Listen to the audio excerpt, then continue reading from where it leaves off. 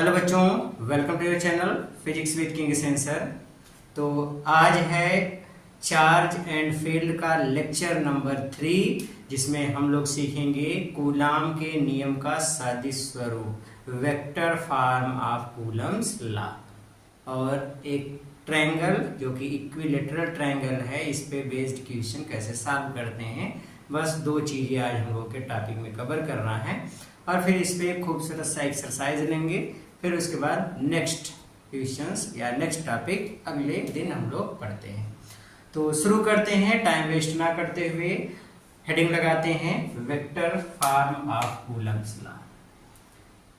Vector form of Coulomb's law, इसको बोलते हैं कूलाम के नियम का सदिश स्वरूप। क्या बोलते हैं? कूलाम के नियम का सदिश स्वरूप, vectors form of Coulomb's law है। ओके, एक छोटी सी बात मैं पहले आपको बता दूं कि फोर्स एक वेक्टर क्वांटिटी है और वेक्टर क्वांटिटी में मैग्नीट्यूड और डायरेक्शन दोनों होता है।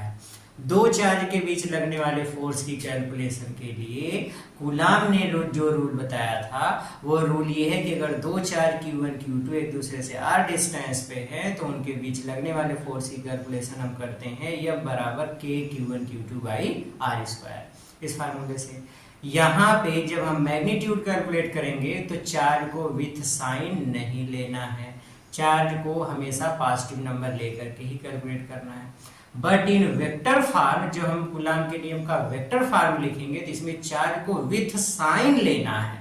चार्ज प्लस प्लस है तो प्लस प्लस के साथ, प्लस माइनस है तो प्लस और माइनस के साथ, माइनस माइनस है तो माइनस के साथ, माइनस माइनस के साथ, जिस साइन के साथ चार्ज रहेगा उसको विथ साइन लेना है।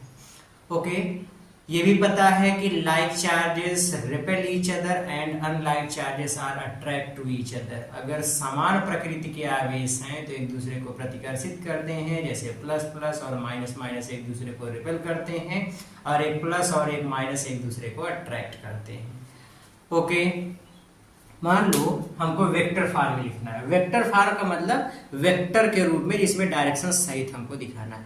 एक इक्वेशन में केवल आपको बताऊंगा, बहुत ज्यादा देखो बुक में, आपके स्कूल में, स्कूल की क्लासेस में कई ढंग से बताया होगा, हाँ इससे ये निष्कर्ष निकलता है। निष्कर्ष वगैरह पे हमको नहीं जाना है, हमको केवल vector form of Coulomb's law क्या है बस ये समझना है। एक इक्वेशन लिखना सीखना है कि इक्वेशन कैसे लिखते हैं, उसमें मैग्नीट्यूड और डायरेक्शन दोनों को कैसे इंक्लूड करना है। Okay, let us start. मान लो कि एक कोई चार्ज है, वो है चार्ज Q1। इस चार्ज का पोजीशन वेक्टर, इसको हम कोऑर्डिनेट सिस्टम पे लेते हैं, इधर x एक्सिस है, इधर y एक्सिस है। Q1 वाले चार्ज का पोजीशन वेक्टर है। अब देखो, किसी भी स्थिति को हम लोग दिखाते हैं कोऑर्डिनेट प्लेन के रिफरेंस में, यानी ओरिजिन के रिफरेंस में इसको दिखाते हैं। तो मूल बिंदु के सापेक्ष किसी बिंदु की ओर खींचा गया सदिश उसका स्थिति सदिश या पोजीशन वेक्टर कहलाता है। तो ये इसका पोजीशन वेक्टर है, सपोज R1। क्या है? R1। अब इसी R1 में इस पॉइंट की लोकेशन ऐसे डिस्टेंस के टर्म में भी दे सकता है, कोऑर्डिनेट के भी टर्म में दे सकता है। जैसे कहा दिया गया Q1 वाला जो चार्ज है वो एक पॉइंट पर स्थित है और उस पॉइंट का कोऑर्डिनेट है 2, 3, 4। तो अगर मैं इसका, इस वाले चार्ज Q1 का पोजीशन वेक्टर लिखूं तो इसको R1 से लिखाया गया, तो R1 को आप ऐसे लिखेंगे। वेक्टर फॉर्म में इसकी पोजीशन वेक्टर को ऐसे लिखेंगे। ये देखो, x एक्सिस के कोऑर्डिनेट को दिखाता है, ये y और ये z। x एक्सिस की डायरेक्शन को i कैप से दिखाते हैं, y वाले को j कैप से और z वाले को k कैप से दिखाते हैं। तो अब इसी को हम वेक्टर फॉर्म में ऐसे लिखेंगे 2, अब x अक्ष पे 2 चल रहा है और x एक्सिस की डायरेक्शन को i कैप, तो 2i कैप, जिस साइन के साथ सब प्लस प्लस में सबके आगे प्लस, 3j कैप और +4k कैप। ये इसकी पोजीशन वेक्टर हो जाएगी। क्लियर हो रहा है? मान लो कि हम यहीं पे बोल दें कि चार्ज Q1 है और इसका कोऑर्डिनेट है -1, 2, -4, ये है। तो अब अगर R1 पहले वाले इस चार्ज का पोजीशन वेक्टर अगर लिखेंगे Q1 का, तो किसके बराबर होगा? -1i कैप, फिर 2 वाला प्लस में तो +2j कैप और -4k कैप। ऐसे पोजीशन वेक्टर लिखी जाती है। क्लियर हो रहा है? तो इस तरीके से पोजीशन वेक्टर लिखना है, अगर कोऑर्डिनेट पता है तो इस तरीके से पोजीशन वेक्टर हम लोग लिखेंगे। मान लो कि ये कोई दूसरा चार्ज है, यहाँ पे है Q2, अब इस वाले चार्ज का पोजीशन वेक्टर है R2। क्या है? R2। This is the position vector. Okay, अब Q1 Q2 पर कितना फोर्स लगा रहा है ये हमको फाइंड आउट करना है, या Q2 Q1 पे कितना फोर्स लगा रहा है ये फाइंड आउट करना है। दोनों एक दूसरे पे फोर्स लगाएंगे। हम मान लो फोर्स कैलकुलेट करना चाहते हैं कि Q1 ने Q2 पर कितना फोर्स लगाया। Q2 पर बल Q1 के द्वारा, मतलब हम इसको ऐसे लिखेंगे, हम जो कैलकुलेट करना चाहते हैं उसको ऐसे लिखेंगे, force on Q2 bye Q1। Q2 पर जिस पर बल लगता है उस वाले नंबर को पहले लिखते हैं, जिसके द्वारा फोर्स लगाया था उसको बाद में लिखते हैं। मतलब इस फोर्स को आप ऐसे लिखेंगे F21, मतलब सेकंड वाले चार्ज पर फोर्स लग रहा है फर्स्ट वाले के द्वारा। तो ये फोर्स को इस तरीके से इसका नॉमेनक्लेचर करेंगे, इस तरीके से इसका नाम देंगे। अब फोर्स की डायरेक्शन को कैसे दिखाएंगे? देखो, डायरेक्शन जो होती है फोर्स की, ये हमेशा line joining of two charge के एलॉन्ग होती है। दो आवेशों को मिलाने वाली रेखा के अनुदिश हमेशा फोर्स की डायरेक्शन होती है। तो यहाँ पे दो लाइन है, ये Q1 Q2 दो आवेशों को मिलाने वाली लाइन ये है, इस लाइन के एलॉन्ग ही फोर्स की डायरेक्शन होगी। तो फोर्स की डायरेक्शन अब लिखेंगे, तो देखो हमको क्या ज्ञात करना है, Q1 द्वारा Q2 पर लगाया गया बल, ये चार्ज इस वाले चार्ज पर कितना फोर्स लगा रहा है। तो Q1 Q2 को दूर धकेलेगा तो इधर फोर्स लगाएगा, तो ये हो जाएगा फोर्स की डायरेक्शन ये है। अब इस डायरेक्शन को हम ऐसे दिखाएंगे, ये फोर्स की डायरेक्शन है, इस डायरेक्शन में फोर्स काम कर रहा है, तो हम इसको दिखाते हैं, चूंकि डिस्टेंस इस लाइन के टर्म में है दिखाते हैं, तो ये वाली डिस्टेंस यहाँ से यहाँ तक की डिस्टेंस को हम लोग दिखाते हैं, ऐसे लिखेंगे R कैप। ये देखो डायरेक्शन हम बता रहे हैं, इधर से इधर वाली डायरेक्शन हमेशा वेक्टर में क्लास 11th में हमने पढ़ा है, डायरेक्शन को हमेशा रिप्रेजेंट करने के लिए यूनिट वेक्टर का प्रयोग करते हैं, और यूनिट वेक्टर का सिंबल क्या है, उसके ऊपर कैप लगाते हैं। तो ये सिंबल है R, डिस्टेंस के टर्म में हमको डायरेक्शन दिखानी पड़ती है, तो यहाँ पे R और उसके ऊपर कैप, और ये डायरेक्शन किधर से किधर है, देखो Q1 Q2 पर फोर्स लगा रहा है तो फोर्स इधर जा रहा है, मतलब दूसरे की तरफ फोर्स जा रहा है, किधर से, पहले वाले की तरफ से। ये है मतलब फोर्स दूसरे की ओर है पहले की ओर से, तो पहले की ओर से दूसरे की ओर, ये इसकी डायरेक्शन है। ओके, तो R21 इस तरीके से डायरेक्शन इसकी लिखी जाएगी। क्लियर हो रहा है? बहुत ज्यादा कंफ्यूजन नहीं रखना है, जो यहाँ पे डायरेक्शन है 21, जो यहाँ नाम होगा वही यहाँ पे नाम दे देंगे। ठीक है, कोई इसमें कंफ्यूजन वाली बात नहीं है। ओके, ये तो हो गया फोर्स की डायरेक्शन कि ये फोर्स इस डायरेक्शन में। इन दोनों के बीच की जब डिस्टेंस लिखेंगे तो ये भी तो एक वेक्टर क्वांटिटी होगी भाई। अब यहाँ पे पोजीशन वेक्टर के फॉर्म में सारी चीजें हैं, तो ये भी एक वेक्टर होगा, ये तो डायरेक्शन हुआ। इस वेक्टर को हम लोग ऐसे दिखाते हैं, R वेक्टर R21, किसे दिखाते हैं, वेक्टर R21। अब अगर मैं तीनों के बीच रिलेशन देखूं, R21 R1 और R2, तो तीनों के बीच क्या रिलेशन होगा, इसके लिए आपके दिमाग को खूब अच्छे से पता होना चाहिए। त्रिभुज नियम क्या है, सदिशों के योग की त्रिभुज विधि, दो सदिशों के योगफल की त्रिभुज विधि क्या है। इसके लिए मैं पहले एक छोटा सा एग्जांपल लेकर के आपको समझा दूं। देखो क्लास 11 पे हमने ये पढ़ा था कि अगर कोई दो सदिश है, अगर दो वेक्टर हैं, दो सदिश हैं, एक वेक्टर है इस डायरेक्शन में वेक्टर A और इस डायरेक्शन में है वेक्टर B, और हमको त्रिभुज विधि से जोड़ना है, तो हम पहले क्या करते हैं, एक बेस वेक्टर खींच लेते हैं, बेस वेक्टर के हेड पर रख करके दूसरे सदिश को खींचेंगे, और फिर बेस वेक्टर के टेल को अंतिम सदिश से मिला देंगे। जो ये जो लास्ट में सदिश मिला यही रिजल्टेंट है, यही दोनों सदिशों के योगफल को दिखाता है। ये तो तरीका होता था। ओके, तो यहाँ पे हम देखते हैं, ध्यान से देखो, यहाँ पे देखो R1 एक बेस वेक्टर बन रहा है, क्या बन रहा है, बेस वेक्टर। देखो यही है, बेस वेक्टर के हेड पर रख करके अगले सदिश को खींचा गया, इसकी दिशा देखो यही है, ये अगला सदिश हो गया इस डायरेक्शन में, बेस वेक्टर के हेड पे रख के खींचा गया है। फिर बेस वेक्टर के टेल को अंतिम सदिश के हेड से मिला दिया गया है। मतलब इन तीनों के बीच अगर हम रिलेशन देखें तो R2 क्या बन रहा है, रिजल्टेंट। R2 क्या बन रहा है, रिजल्टेंट। अब अगर R2 रिजल्टेंट बन रहा है तो हम R2 को क्या लिख सकते हैं, R2 को लिख सकते हैं R2 बराबर किसका किसका योगफल, R1 प्लस R21। तो R1 प्लस R21 ये है। यहां से अगर मैं R21 की वैल्यू फाइंड करूं तो R21 R1 को इधर कर दो, R2 माइनस R1 ये है। मतलब अगर दो सदिशों दो चार्ज में, या अगर चार्ज हमको पता है और चार्ज की पोजीशन वेक्टर पता है तो दोनों चार्ज के बीच की डिस्टेंस वेक्टर फॉर्म में हम कैसे लिखेंगे, R2 माइनस R1। बहुत इंपॉर्टेंट रिलेशन बता रहे हैं, मतलब कि बहुत एकदम बहुत ज्यादा इंपॉर्टेंट। अभी जो हम लोग सवाल देखेंगे तो वो सभी क्वेश्चन इसी पर ही काम करेंगे, ठीक है। क्या गर्मी बोलते हैं ना, वाट गर्मी। ओके, एक बार फिर से इस चीज को समझते हैं, ध्यान से देखो। हमको पहले वेक्टर फॉर्म आपको नामसला पढ़ना है। हमने मान लिया कोई एक चार्ज Q1 है और एक चार्ज Q2 है। Q1 का पोजीशन वेक्टर R1 मतलब मूल बिंदु से R1 दूरी पर ये है Q1, और मूल बिंदु से R2 दूरी पर Q2 है। दोनों के बीच की डिस्टेंस जब लिखेंगे तो हमको पहले ये देखना फोर्स किस पर निकाल रहे हैं। तो हम यहाँ पे कैलकुलेट करना चाहते हैं पहले आवेश ने दूसरे आवेश पर कितना बल लगाया। तो हमको ज्ञात करना force on Q2 by Q1, मतलब Q2 पर Q1 द्वारा कितना फोर्स लगा, और इसको हम लोग दिखाते हैं F21 से। इसकी डायरेक्शन है, और देखो Q1 Q2 पर फोर्स लगाएगा तो इधर धकेलेगा, तो उसकी डायरेक्शन को ऐसे दिखा देंगे R⁻²1, मतलब दूसरे की ओर पहले की तरफ से, मतलब दूसरे की ओर पहले की ओर से, मतलब इस तरीके से इसकी डायरेक्शन हो जाएगी। ओके, इसी को वेक्टर फॉर्म में लिखेंगे तो R वेक्टर R21 ये है। तो इनके बीच की डिस्टेंस कितनी होगी, R21, यहाँ से यहाँ तक की डिस्टेंस कितनी होगी, तो वो डिस्टेंस हम लोग ऐसे निकालते हैं R21 बराबर vector R2 minus vector R1। Okay, अब हमको लिखना क्या है, vector form of Coulomb's law. तो वेक्टर फॉर्म कैसे लिखते हैं, तो वेक्टर फॉर्म के लिए पहले हम फोर्स का फार्मूला देखें।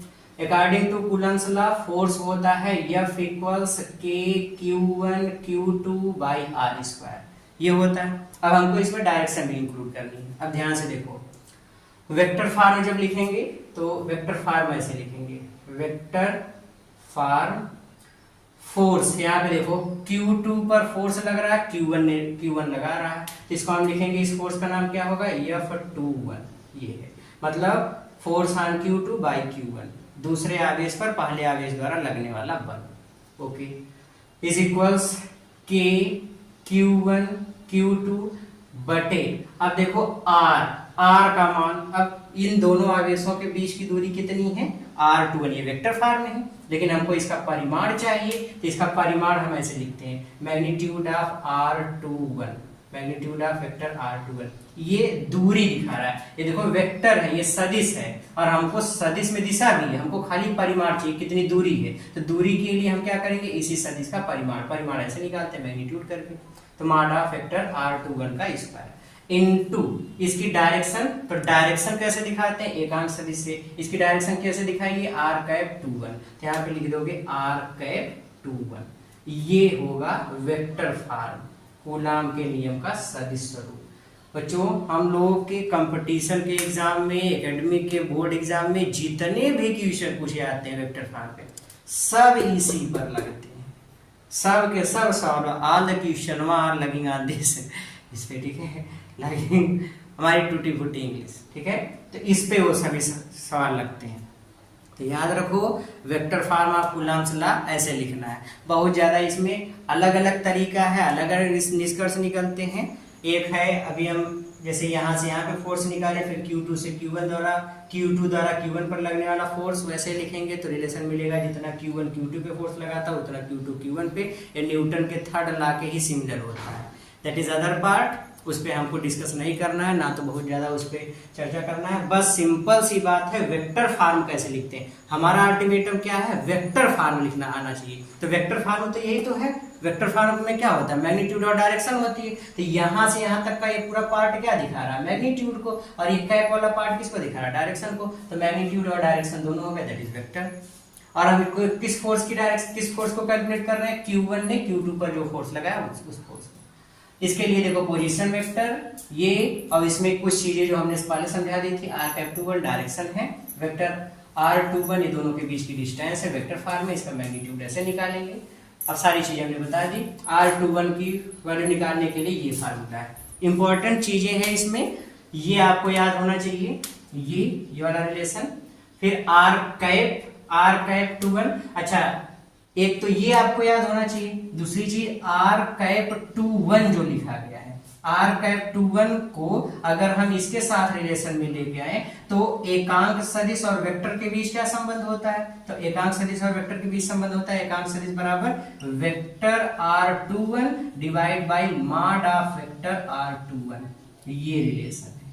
ठीक है, ये वाला रिलेशन भी इंपॉर्टेंट है। ठीक है, ओके।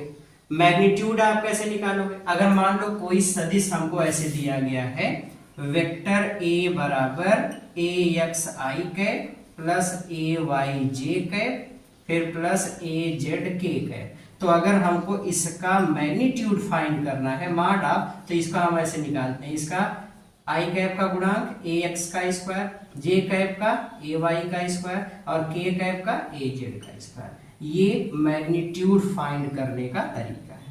तो ऐसे हम लोग मैग्नीट्यूड निकालेंगे, ऐसे हम लोग डायरेक्शन निकालेंगे, ये दोनों चार के बीच की डिस्टेंस निकालेंगे और फिर इस फार्मूले में मान रख देंगे, तो वेक्टर फॉर्म में हमको कूलाम का नियम मिल जाएगा, या फोर्स का वेक्टर फॉर्म हमको मिल जाएगा। ओके, तो ये तरीका है वेक्टर फॉर्म लिखने का। एग्जाम्पल लेते हैं, 1 से 2 एग्जाम्पल जाते जाते अभी एकदम पूरी तरीके से सभी डाउट्स हमारे क्लियर हो जाएंगे। लेते हैं सवाल, एक खूबसूरत सा क्वेश्चन इस पे मिटा दें। स्क्रीनशॉट जिसको लेना हो ले लो, क्योंकि बहुत इंपॉर्टेंट चीज है, इसको नोट्स पे भी लिख लेंगे। ऐसे वाला रूल स्कूल में आपके नहीं बताया गया होगा। ओके, ठीक है, ले लिया, ओके, मिटा दें। ठीक है, आ जाओ लेते हैं एक क्वेश्चन।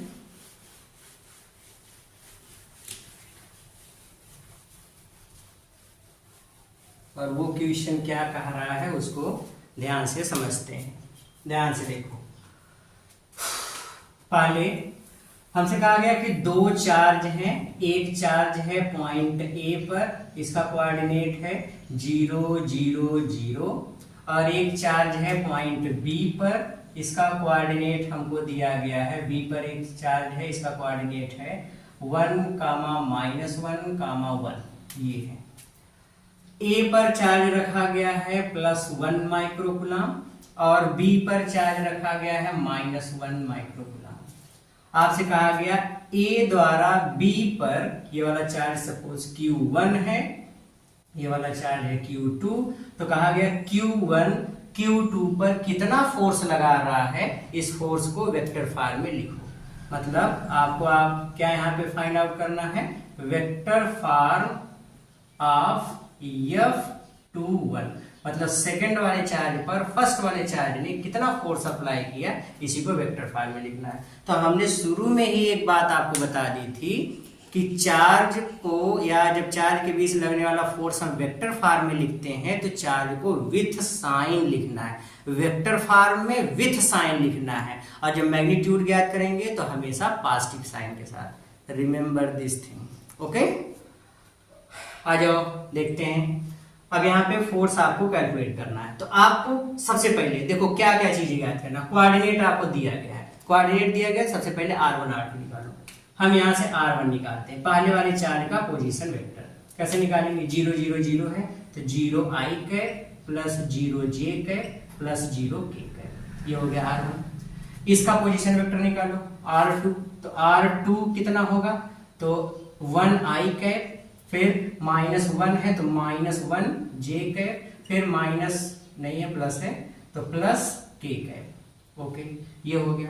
अब दोनों चार्ज के बीच की डिस्टेंस निकालो, दोनों चार्ज के बीच की डिस्टेंस वेक्टर r21, यही तो होता है।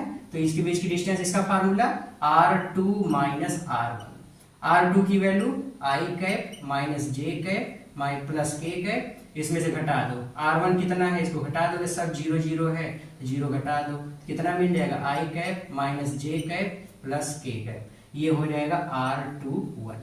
ठीक है, ये देखो, तो ये दोनों के बीच की डिस्टेंस मिल गई। अगर डिस्टेंस मिल गई तो इस डिस्टेंस का परिमाण कितना है, मैग्नीट्यूड इसका फाइंड करो। इसका मैग्नीट्यूड कैसे निकालेंगे, मैग्नीट्यूड ऑफ r21, मैग्नीट्यूड कैसे निकालेंगे, अंडर रूट आई कैप के गुणांक का स्क्वायर, आई कैप का गुणांक 1 है, 1 का स्क्वायर 1, फिर जे कैप का गुणांक -1 है, इसका स्क्वायर फिर से +1, और फिर के कैप का गुणांक फिर से 1 है, इसका स्क्वायर फिर से 1, बराबर कितना मिल जाएगा, अंडर रूट 3। तो r21 इसका मैग्नीट्यूड कितना हो गया, under root 3।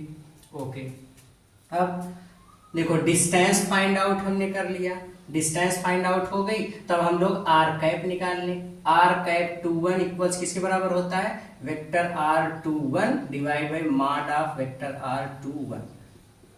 r21 vector form में कितना आया है, i cap minus j cap plus k cap divide by magnitude of vector r21 कितना आया है, अंडर रूट 3।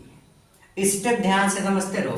पहले हमने देखो क्या निकाला, r1, फिर हमने क्या निकाला, r2, फिर दोनों चार्ज के बीच की डिस्टेंस वेक्टर फॉर्म में r2 माइनस r1 कर लिया, सरल कर लिया, ये पता चल गया। तो इसका मैग्नीट्यूड निकालिए, डिस्टेंस का मैग्नीट्यूड इतना हो गया, मैग्नीट्यूड फाइंड हो गया, तो इसकी डायरेक्शन फाइंड कर ली इस तरीके से। अब इतनी सी चीजें मिल गई, अब हम फोर्स का फार्मूला लगा देते हैं। तो वेक्टर फॉर्म में फोर्स का फार्मूला क्या है, F21 equals k q1 q2 divide by magnitude of vector r21 का स्क्वायर इनटू r कैप 21, ये तो होता है। तो ये फोर्स की डायरेक्शन हो गई। ओके, तो फोर्स की डायरेक्शन इतनी हो गई। अब फोर्स की डायरेक्शन हमको मिल गई, तो अब हम लोग यहाँ पे वैल्यू पुटअप कर लेते हैं। देखो k ऐसे ही रहने दो, या k की वैल्यू रख लो, k की value 9 into 10⁹ into Q1 Q2 दोनों का मान कितना, 1 माइक्रोकूलम, Q1 1 माइक्रोकूलम मतलब 10 की घात -6 कूलम, फिर गुणे Q2 -1 माइक्रोकूलम, और चार्ज को विद साइन लिखना है क्योंकि वेक्टर फॉर्म लिख रहे हैं, तो यहाँ पे -10⁶ इतना हो गया। तो Q1 का मान इतना, Q2 का मान इतना, फिर बटे r का स्क्वायर, r का मतलब इसका मैग्नीट्यूड का स्क्वायर, इसका मैग्नीट्यूड अंडर रूट 3 है, उसका स्क्वायर कर दोगे तो 3, फिर इनटू डायरेक्शन r कैप 21 की वैल्यू कितनी आई है, i cap minus j cap plus k cap divide by under root 3। Okay, इतना हो गया। अब यहाँ से ये कैंसिल हो जाएगा, कितना मिलेगा 3, इससे ये कैंसिल हो जाएगा, कितना मिलेगा अंडर रूट 3, ये इससे कैंसिल होगा, मिलेगा 10⁻³ माइनस, आगे लिख लो, minus under root 3 into 10⁻³ i cap minus j cap plus k cap, ये हो जाएगा वेक्टर F21। ये चार्ज के द्वारा लगने वाले फोर्स का मान होगा कि Q1 Q2 पर कितना फोर्स लगा रहा है, आंसर इतना फोर्स लगा रहा है। ये देखो इस फोर्स का मैग्नीट्यूड हो गया, ये इस फोर्स की डायरेक्शन हो गई, तो direction plus magnitude is equals vector, तो ये फोर्स का वेक्टर फॉर्म हो गया। कुछ समझ आया? इस तरीके से सवाल लगाना है, ठीक है, इंपॉर्टेंट चीज है ये। क्लियर हो रहा है? Very good.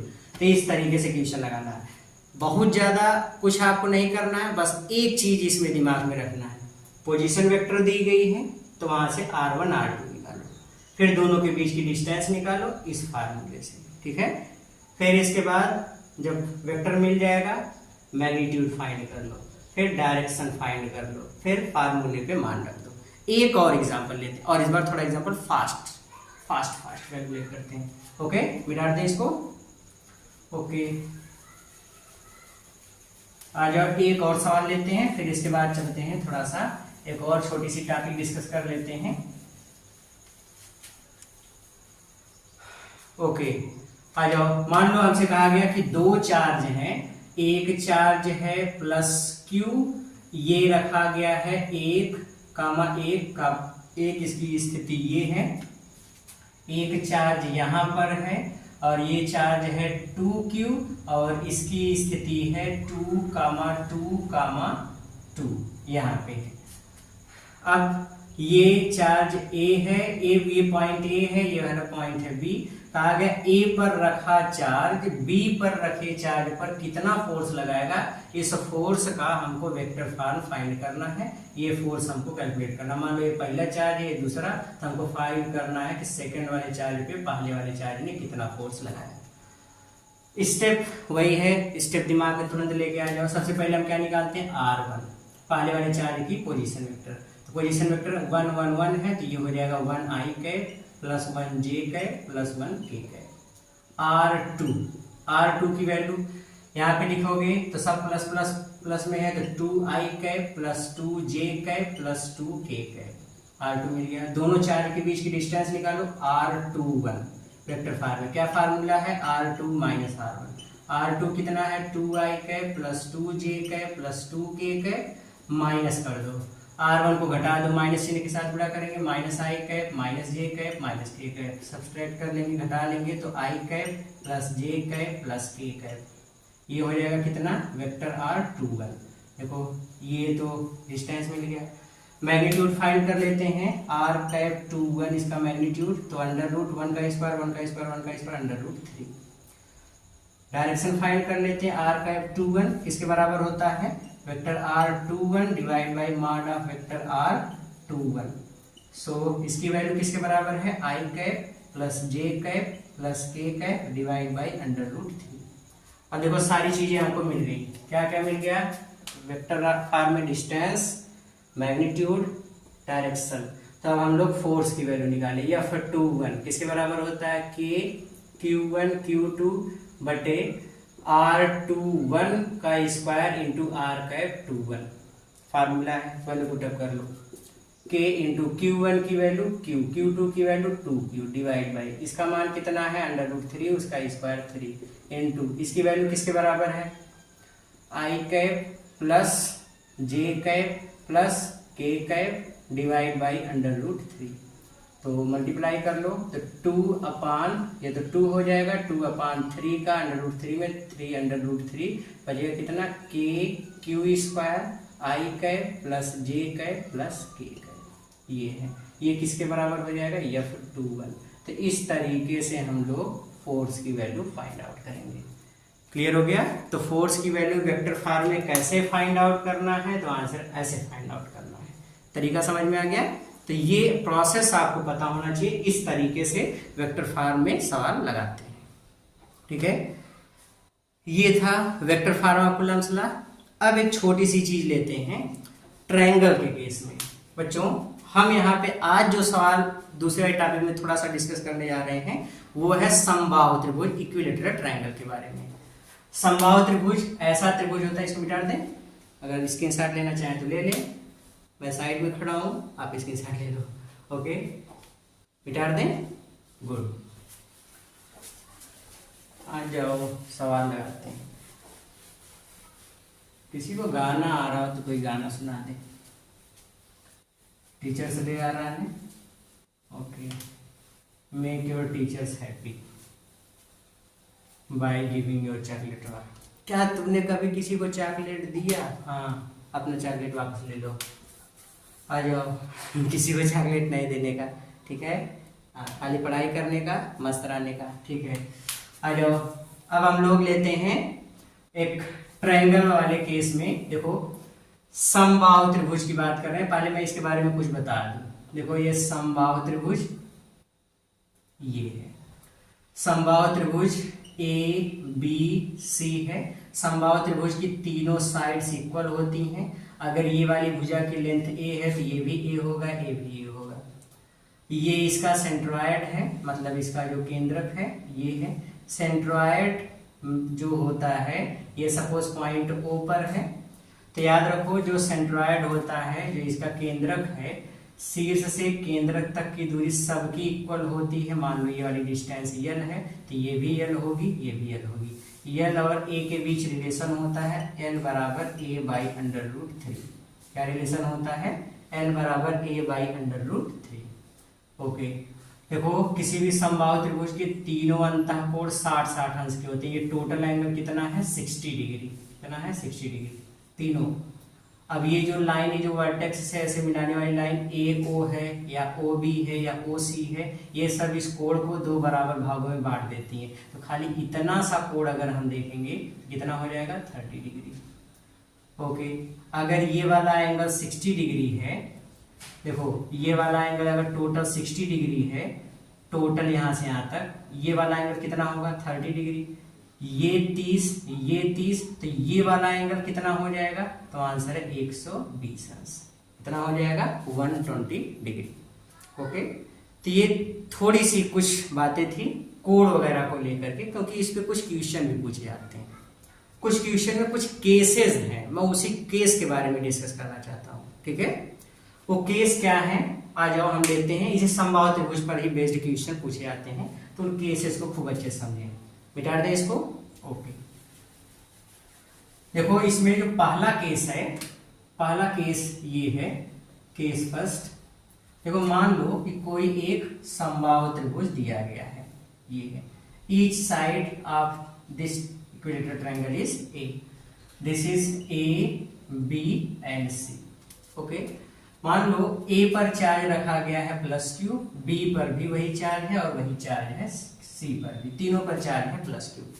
कहा गया किन्हीं दो चार्ज के द्वारा किसी तीसरे चार्ज पर लगने वाला टोटल फोर्स फाइंड करो।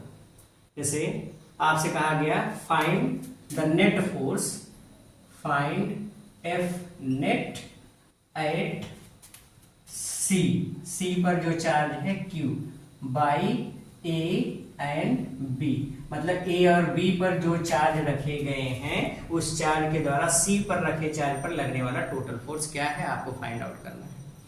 तो एक तो तरीका समझ लो, अच्छे से समझ लो, बढ़िया से ध्यान से देखो तरीका क्या है। तरीका ये है कि अगर सभी चार्ज सेम साइन के हैं, सभी चार्ज का साइन सेम है, सब plus plus plus plus plus, सबका मैग्नीट्यूड भी सेम है, मैग्नीट्यूड और साइन सेम है, तो सीधे सीधे आप एफ नेट का फार्मूला यूज कर लेंगे, f√3। क्या लिख लेंगे, f√3, where f is the force between two charges. यहां से f की वैल्यू अगर हम लिखें तो f किसके बराबर होगा, ये दो चार्ज के बीच का फोर्स है, तो दो चार्ज के बीच का फोर्स f बराबर k, दो चार्ज है q और q, तो q² बटे बीच की डिस्टेंस a²। मतलब अगर हम नेट फोर्स निकालेंगे तो f नेट किसके बराबर हो जाएगा, तो आंसर है k q² बटे a² into √3, that means √3 into k q² बटे a²। This is the net force. इस तरीके से हम नेट फोर्स कैलकुलेट करेंगे। ये तो हमने जो बताया, दिस इज द ट्रिक। ऐसे डायरेक्टली आपको इतना याद करना है, अगर आप ये याद कर लेते तो ऐसे डायरेक्टली आप इस चीज को लगा सकते हैं। ठीक है, but what is the concept, बात कॉन्सेप्ट वाली है, तो कॉन्सेप्ट हम इसका थोड़ा सा पकड़ लेते हैं।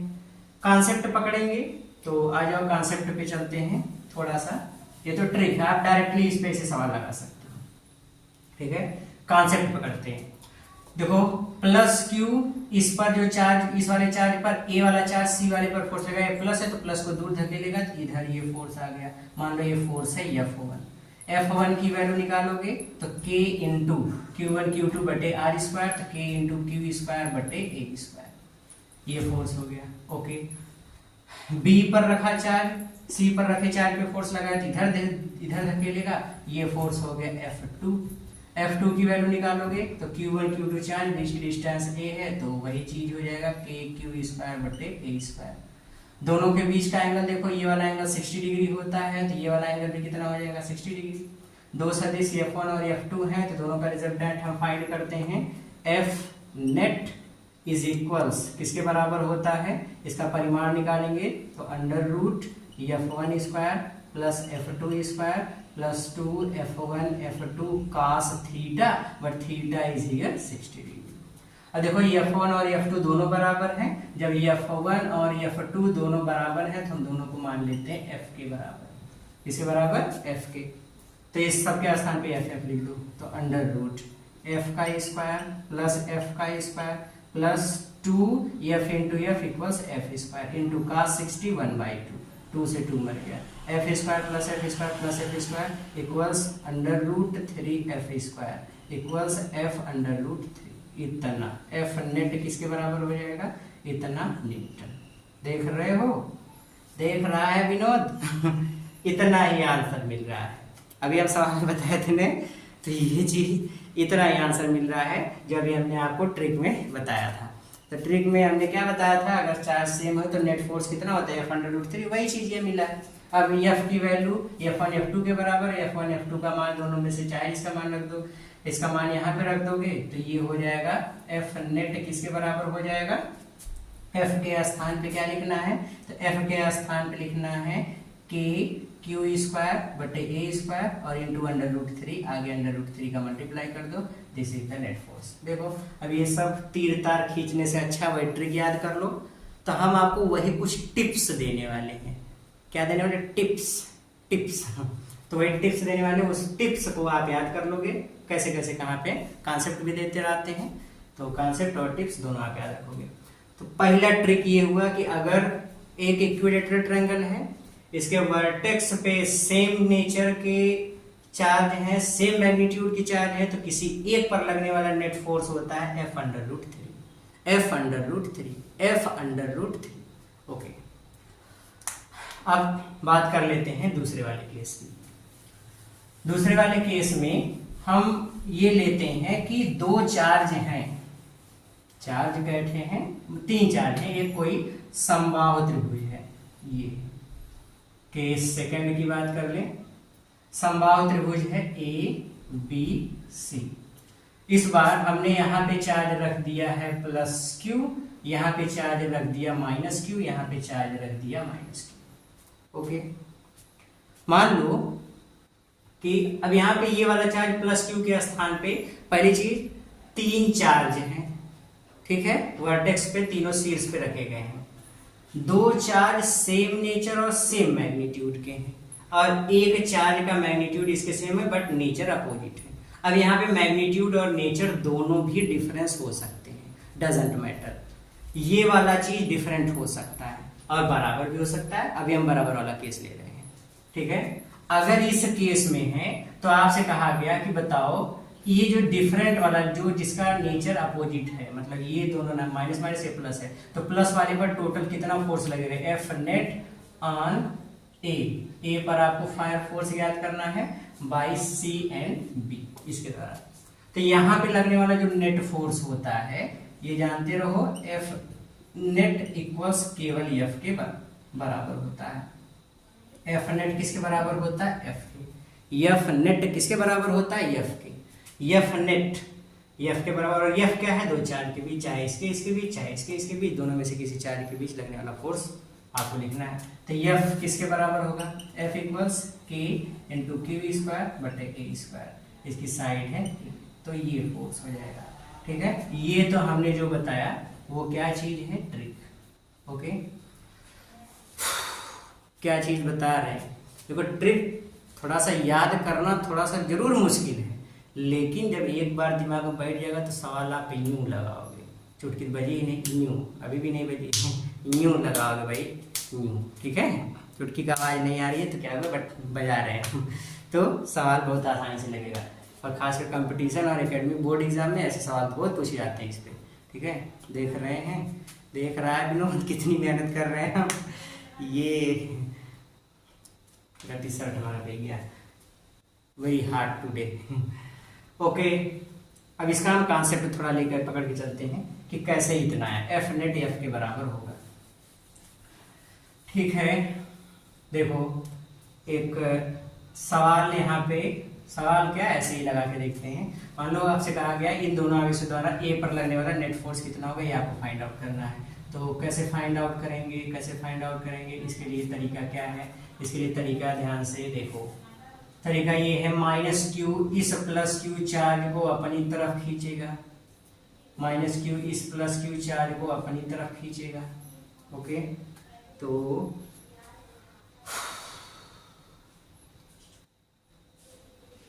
कैसे कैसे फोर्स आपको फाइंड करना है, एक क्वेश्चन लेकर के समझते हैं तो समझ में आता है, आएगा बढ़िया से। अभी तो चार्ज सेम है, थोड़ा सा इस पे एक क्वेश्चन लेकर के सब इसको समझते हैं। ध्यान से देखो, ध्यान से अच्छे से समझना। ओके, देखो ये एक समबाहु त्रिभुज है, ठीक है। ये है ए, ये है बी, ये है सी। ए बी और सी एक समबाहु त्रिभुज हो गया। इस समबाहु त्रिभुज के कोनों पर यहाँ पर चार्ज रखा है Q1, यहाँ पे चार्ज, यहाँ पे Q रखा है, यहाँ पर माइनस Q रखा है, माइनस कैपिटल Q है, और यहाँ पर भी माइनस कैपिटल Q चार्ज है। आपसे देखो, अगर सेम नेचर, दिमाग में इस चीज को याद रखो, ट्रिक वाली जो बात हम बता रहे थे उसको याद रखो। देखो, सेम चार्ज के द्वारा अपोजिट वाले चार्ज पर लगने वाला फोर्स, ये फोर्स हमेशा F नेट किसके बराबर होगा, F√3 के। रुक जाओ, कंफ्यूज नहीं होना है। अभी तो सर आप बता रहे थे कि F के बराबर होगा, बट वो ये चीज समझो। देखो, अगर ध्यान से देखो, अगर एंगल 60 डिग्री बनेगा, अगर वेक्टर के बीच का एंगल 60 डिग्री बनेगा तो नेट फोर्स ये होगा। अगर वेक्टर के बीच का एंगल 120 बनेगा तो ये फोर्स होगा। अब हम एंगल पे फोकस करेंगे, तब जाकर के हमारी ट्रिक काम करेगी। जैसे यहाँ पे अगर आपसे कहा गया ए पर लगने वाला नेट फोर्स, ए पर नेट बल, नेट फोर्स ऑन ए पर नेट फोर्स याद करना। देखो कैसे याद करेंगे, माइनस क्यू इस पर फोर्स लगा तो माइनस क्यू इसको इधर खींचेगा, तो ये इस डायरेक्शन में फोर्स काम करेगा F1। ओके, माइनस क्यू ये भी है, इसको भी अपनी तरफ खींचेगा तो ये दूसरा फोर्स काम करेगा कितना, F2। ओके, F1 F2 ऐसे खींच रहे हैं। ओके, अब दो वेक्टर इधर काम कर रहे हैं, इनके बीच का एंगल कितना हो गया, थीटा बराबर 60 डिग्री। और जब 60 डिग्री होगा तो ये वाला फार्मूला, ठीक है। अब F1 F2 दोनों के देखो डिस्टेंस सेम है, चार्ज भी दोनों पर सेम है, इसलिए फार्मूला F1 और F2 दोनों का मान सेम होगा। मान लो F के बराबर है, F किसके बराबर होगा, K इंटू Q बटे A²। ओके, और नेट फोर्स निकालोगे तो फिर से वही नेट फोर्स के लिए formula F² plus F² plus 2F1 F2 मतलब 2F² cos 60 डिग्री, cos 60 से cos 60 की वैल्यू 1/2, तो ये कैंसिल हो जाएगा। F² मतलब F√3, वही चीज मिली ने। तो एंगल पे मैटर करता है, ऐसे ट्रिक नहीं याद करते, एंगल से याद करना है, ठीक है। ओके, मैं हर एक चीज इसीलिए क्लियर करते जा रहा हूँ, ध्यान से समझते रहना। इसको मिटा दें। ओके, अब अगर मान लो कि हमको इस पे चार्ज नहीं, एंगल अगर 60 है तो इतना, अगर मान लो एंगल 60 नहीं है तो मान लो आपसे कहा गया C पर नेट बल, C पर नेट बल, तो C पर अगर नेट फोर्स पूछा गया तो C पर नेट फोर्स देखो, ये प्लस वाला इस माइनस वाले को अपनी तरफ खींचेगा। C पर नेट फोर्स इस बार आपसे पूछा गया है, ये इससे मिला दो, ये टिजुक से इससे मिला दो, प्लस Q इस माइनस Q को अपनी तरफ खींचेगा, ये हो जाएगा F होगा, ठीक है। ये माइनस Q इस माइनस Q को दूर धकेलेगा, तो ये इस पर फोर्स लगाएगा इस डायरेक्शन में, ये हो गया F2। अब देखो F1 इधर है, F2 इधर है, दोनों के बीच का एंगल ये वाला है। अब ये वाला एंगल होगा 60, टोटल होगा 180, तो ये कितना होगा 120 डिग्री। तो इस बार थीटा कितना हो गया 120, और थीटा 120 तो फोर्स इतना, ठीक है। F1 F2 तो फिर से बराबर होंगे इन दोनों के बीच का फोर्स, इन दोनों के बीच का फोर्स बराबर तो नहीं होगा, बट अगर Q होता तो बराबर होता, बट 120 डिग्री। अगर ये मान लो ये वाला चार्ज भी Q ही होता तो फोर्स हम लोग ऐसे कैलकुलेट, यहाँ पे अगर कैलकुलेट करेंगे तो F नेट का फार्मूला, ये तो सेम चार्ज के लिए ये जो फार्मूला है हमेशा सेम चार्ज के लिए अप्लाई होगा। आप फिर ट्रिक बदल दी, कोई बात नहीं, कंफ्यूजन पहली चीज दिमाग में एकदम मत रखो, कंफ्यूजन दिमाग में एकदम नहीं। हम जितने भी ट्रिक बता रहे हैं उसमें इस वर्टेक्स पर हमेशा सेम चार्ज होंगे, सेम चार्ज तीनों Q साइन मैटर नहीं करता, साइन कुछ भी हो, या Q या -Q इस तरीके से चार्ज है, बट कहीं कैपिटल Q1 Q2 इस तरीके वाली बात नहीं है, ठीक है। ओके, तो ये फार्मूला अप्लाई होगा।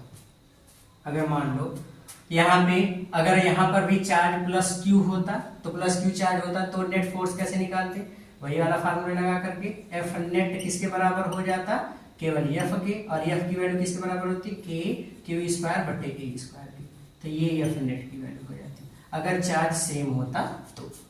ठीक है, तो सेम चार्ज रहेगा तो इस तरीके से नेट फोर्स आपको फाइंड आउट करना होगा। ओके, मिटा दें, गुड। तो ये दो केसेस आपको समझने हैं। अब ये तो कहने के लिए ट्रिक है, बट ट्रिक उतना ठीक है, कुछ क्वेश्चन में बहुत सटीक मिल जाएगी। जैसे अब आपको जहाँ पे टाइम बहुत ज़्यादा लॉस हो रहा है उस पर ऐसे ट्रिक बहुत सुटेबल काम करते हैं। अभी आप एक्सरसाइज देखोगे उस पर हमने एक दो क्वेश्चन इस पे लिए हैं, तो उस पर ऐसे ट्रिक पे ही आप लगा सकते हो। हमने कॉन्सेप्चुअल भी सॉल्व किए हैं, ट्रिक पे भी सॉल्व किए हैं, आप देख सकते हो वहाँ पे, आपको अच्छे समझ में आएगा। ओके, अब देखो ये तो ये वाली बात हो गई। सेंट्रॉयड पे अगर चार्ज होगा तो कैसे हम लोग फाइंड आउट करेंगे। केस थर्ड खूब अच्छे से समझो। एक समबाहु त्रिभुज है, इसके यहाँ पे सेंटर पे चार्ज है क्यू, यहाँ भी चार्ज क्यू है, यहाँ पे चार्ज क्यू है। अगर इसके सेंट्रॉयड पे पूछ लिया गया कि नेट, यहाँ पर कोई चार्ज रख दिया गया प्लस क्यू, इस पर पूछा गया कि नेट फोर्स कितना होगा, F net on capital Q पर नेट फोर्स कितना होगा। तो याद रखो, सेंट्रॉयड पे अगर नेट फोर्स पूछा गया और सभी चार्ज सेम नेचर के हैं, मैग्नीट्यूड भी सेम है, तो एफ नेट हमेशा कितना होता है, 0। एफ नेट कितना होता है, 0। ये याद कर लो यार, ये सब बहुत लॉजिकल चीजें हैं, ये आपको बहुत ज्यादा ऐसा ये फोर्स निकालो वो निकालो ये सब कुछ नहीं है, आप याद कर लो ना सीधे। और अगर आप कैलकुलेट करना चाहते हो वही माथा पच्ची करें, यहाँ से इतना फोर्स इस डायरेक्शन में, इधर इधर इधर रिजल्टेंट वगैरह फाइंड आउट करो तो फिर से 0 मिलेगा। तो इससे अच्छा है अगर सेम नेचर के चार्ज दिख जाए, सेंटर पे मैग्नेटिक इलेक्ट्रिक फील्ड पूछ लिया गया तो सीधे सीधे एफ नेट इक्वल 0। अगर अलग अलग मिल जाए तो फिर तो माथा पच्ची करना ही है, फिर तो सॉल्व करना ही है।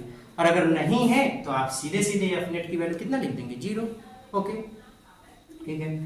अब अगर ध्यान से इस चीज को देखो, मान लो कि यहाँ पर एक चार्ज प्लस क्यू है, यहाँ पर एक चार्ज माइनस क्यू है, और यहाँ पर एक चार्ज माइनस क्यू है। ऐसे एक प्लस में हो और दो माइनस में हो, तो इस पर जो नेट फोर्स लगता है एफ नेट, ये हमेशा एफ के बराबर होता है। किसके बराबर होता है, एफ नहीं बल्कि 2f के बराबर है। ये हम ट्रिक ही बता रहे हैं, इसी पर अभी सभी क्वेश्चन सॉल्व होंगे। आपको बहुत ज्यादा मात्र, ये देखो हम बहुत सिंप्लीफाई करके बता रहे हैं सभी ट्रिक्स जो बनाई गई है। आपको इस पे ट्यूशन लगाना है तो इसे सटीकता से ही सोचना पड़ेगा, अदरवाइज आप कितना कैलकुलेशन करेंगे।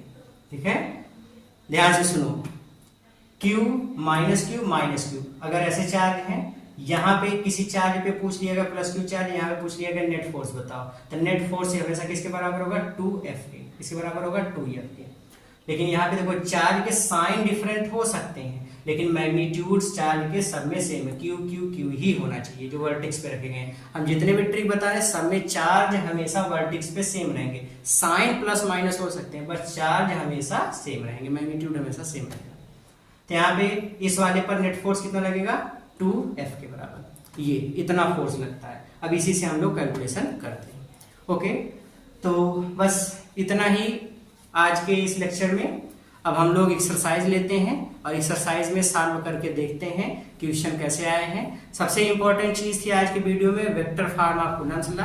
आई होप वो वाली टॉपिक आपको खूब अच्छे समझ में आई हो, उस पर आप न्यूमेरिकल भी कर ले जाए। तो फर्स्ट 2-3 क्वेश्चन जो एक्सरसाइज में मिलेंगे उसको तो आप धड़ाधड़ सॉल्व कर लोगे। ये वाले क्वेश्चन, ये जो इक्विलेटरल ट्रायंगल पे है, समबाहु त्रिभुज पे, उस क्वेश्चन को थोड़ा सा दिमाग लगाओगे और वो चार्ज की पोजीशन को सोचोगे कि अगर सेम चार्ज है, मैग्नीट्यूड सेम है, तो कहाँ पे इलेक्ट्रिक फील्ड पूछा गया वहाँ पे, या नेट फोर्स पूछा गया तो फोर्स निकालने के लिए आपको क्या ट्रिक लगाना है, कौन सा फार्मूला यूज करना है, उसको याद कर लो, नोट्स पे लिख लो, वही फार्मूला अप्लाई करके वैल्यू पुट अप कर लो। ठीक है, तो इस तरीके से सॉल्व करना है। इससे रिलेटेड क्वेश्चन हम लोग लास्ट में, हम इसका पूरा कॉन्सेप्चुअल एक्सप्लेनेशन आपको लास्ट वाले इस चैप्टर के, जिसमें हम कितना सीखा करके ओवरऑल हम कितना सीखे इस चैप्टर में, उस पे जब हम क्वेश्चन आपको सॉल्व कराएंगे तो उसमें कॉन्सेप्चुअल ये चीजें आपको दी गई हैं, वहां पे आपको सारी चीजें मिल जाएंगी। क्योंकि ये अभी टॉपिक थोड़ा सा बाद में इलेक्ट्रिक फील्ड में आने वाली थी, हमने वहां से इसको खींच करके यहाँ पे अप्लाई किया है। यहाँ पे कुछ क्वेश्चन दिया गया है, इसलिए एक ट्रिक के रूप में लिया गया, अदरवाइज हम वहाँ पे आपको बहुत डिटेल में इसको समझाने वाले हैं, उसमें और मजा आएगा। तो उसमें सारी चीज़ उनका कॉन्सेप्ट मिलता रहेगा तो खूब अच्छे समझ में आएगा। परेशान होने की जरूरत नहीं है, पढ़ते रहिए, मेहनत करते रहिए। हम लोग जल्दी ही मिलते हैं कल की क्लास में एक नए टॉपिक के साथ। तब तक के लिए all the very very very best. और अपने एनर्जी डोज या बूस्टर डोज को लेना ना भूलें। Without booster dose there will no improvement in your study. Okay, तो get ready for booster dose. Okay, all the very best. Hello बच्चों, welcome back. अब समय है लेने का एक बूस्टर डोज, जो कि एक्सरसाइज में थर्ड बूस्टर डोज चल रहा है, तो बूस्टर डोज 3।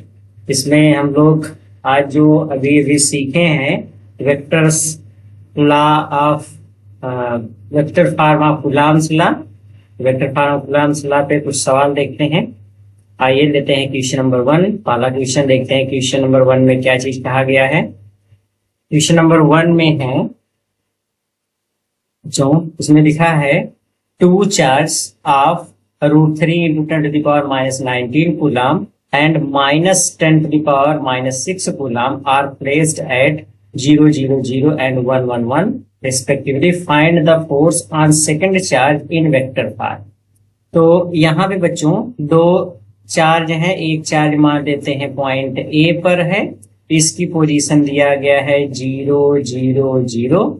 तो इसका पोजीशन वेक्टर निकालेंगे R1।